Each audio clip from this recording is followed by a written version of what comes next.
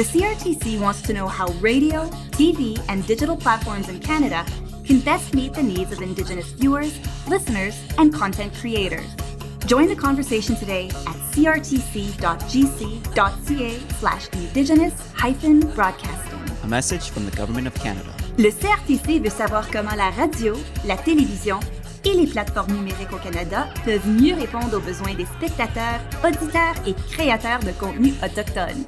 Joignez-vous à la conversation aujourd'hui au crtc.gc.ca/radiodiffusion-union autochtone. Un message du gouvernement du Canada.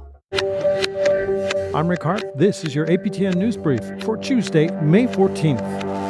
The trial of a self-declared serial killer continues in a Winnipeg courtroom. Jeremy Skibicki has admitted to killing Rebecca Comtois, Morgan Harris, Mercedes Myron, and Buffalo Woman. His defense claim he's not criminally responsible, or NCR, due to mental illness. And on Monday, a Winnipeg police detective spoke to the role that a review of thousands of hours of video surveillance played in the investigation. Tiara Wheatley reports, a story which includes some disturbing details. Video surveillance was the focus inside the courtroom on Monday. A member of the Winnipeg Police Homicide Unit was put on the stand by the Crown to start the second week of the trial for Jeremy Skibicki. Detective Paul Barber testified that Winnipeg Police reviewed thousands of hours of video surveillance after Skibicki's confession. He was originally arrested May 17, 2022, after Rebecca Comtois' partial remains were found in garbage bins in the back alley of his apartment building. Court heard there was no video relating to Buffalo Woman, as most video surveillance is usually kept between 4 to 6 weeks. Buffalo Woman is believed to have been killed 2 months prior in March 2022. On the stand, Barber spoke about 15 different videos, including 2 from here, Nidenawemak, an Indigenous-run homeless shelter in the inner city where surveillance tracked Morgan Harris. The first video was from inside on the morning of April 30th, 2022, where Skibicki is seen waving to Harris and later approaches her at her table. The next video was at 1:53 a.m., the morning of May 1st. Harris was shown getting thrown out of the shelter. In the video, she was wearing the 3/4-length jacket and baby blue hoodie that were later found inside Skibicki's apartment. Harris is believed to have been killed on May 1st. Surveillance between these two businesses just blocks away was also mentioned by Barber. On 2 separate days, Barber testified Skibicki wheeled over a city garbage bin to dump both Harris and Mercedes Myron. On May 3rd, police said Skibicki disposed of Harris and came back wheeling the bin again with Myron on May 6th. The contents of the bin were not taken to the Prairie Green landfill until May 16th. Around that same time, Rebecca Comtois' remains ended up in residential garbage bins down the back alley of Skibicki's apartment building. Other video surveillance mentioned in court, a nearby parking lot to Skibicki's apartment, showed him walking on 2 separate occasions with Myron and Comtois. Both women were wearing clothes that were found inside his apartment in garbage bins in the alley. Court also heard that Skibicki knew Comtois for a longer period of time. Barber testified Skibicki tried to add her to his residential lease on March 8th.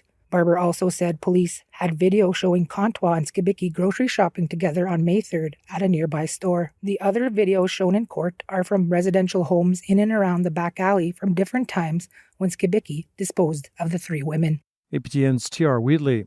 Now, last week we reported a police investigation of Skibicki's apartment turned up DNA profiles of 16 women who may or may not have been victims of a crime. Among them, Andrea Cedarwall, whose family contacted APTN following our coverage. Reported dead back in December 2023, her family was told it was due to a drug overdose. Aware that Skibicki was already in custody by then, Cedarwall's family was still shook by the fact their loved one was once inside his apartment. So much so, they made the 2-hour drive from Kenora to the Winnipeg courtroom.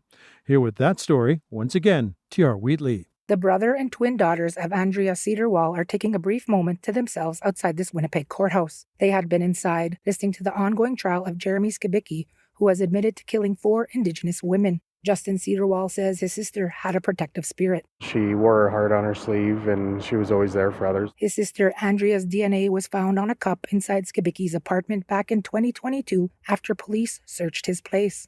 Up until now, Cedarwall didn't know much about what happened to his sister. We were advised that she had an overdose and she was found in a bathtub, and that she had a brain injury due to lack of oxygen. It was a shock to see his sister's name in media reports, especially after reading that Skibicki killed his victims in his bathtub. That eerie similarity had him and his family make the 2-hour trip here.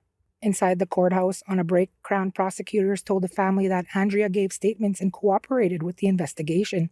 Had she have still been alive, she would have been called as a material witness, and there is no evidence she knew any of the women killed. That's a true testament to my sister. Even though she lived a hard lifestyle, she was always willing to go out and help others as much as possible. For her twin daughters, Alexia and Lacey Cabistra, while they find some comfort in knowing their mom may have helped in this case, they want to take some time to process being inside the same courtroom as Skibicki. A new feeling, and I wasn't really used to it. It's kind of like weird knowing that she's involved in something like this big.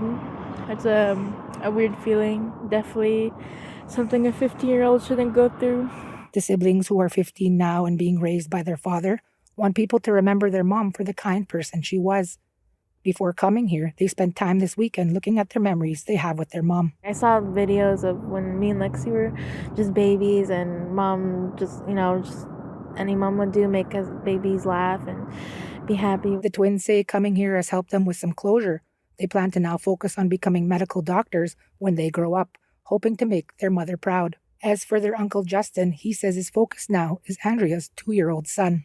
He calls me dad. He calls my wife mom. While seeing pieces of a sister every day and the 3 children she left behind. T.R. Wheatley, APTN National News, Winnipeg.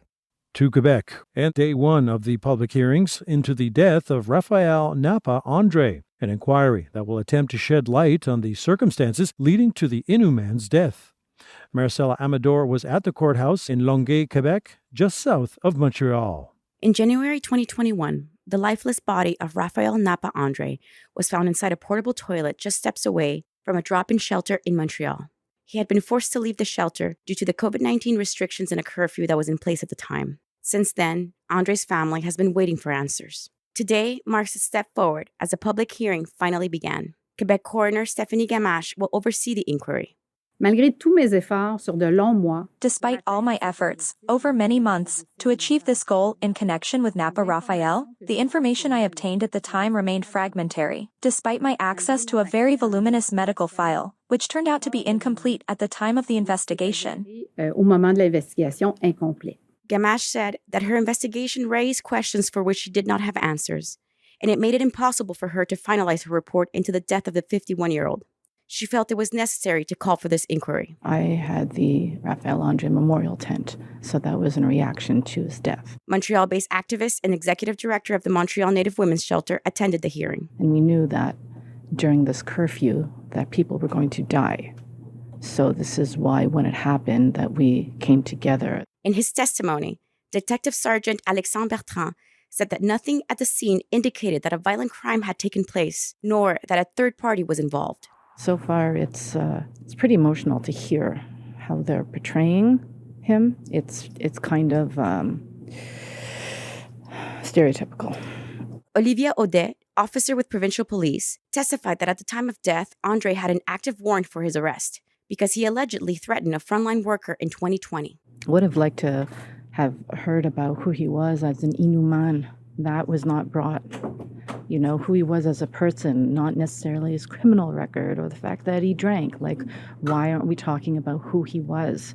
And why don't we look at all those contributing factors? According to an occupational therapist who treated Andre on and off, the homeless man suffered from severe alcoholism, anxiety, and cognitive issues due to repeated trauma to the head.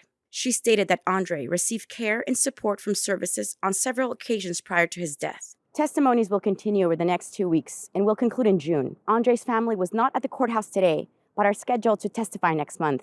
The hearings will also include testimonies from frontline workers and experts. Marcella Amador, APTN National News, Longueuil, Quebec.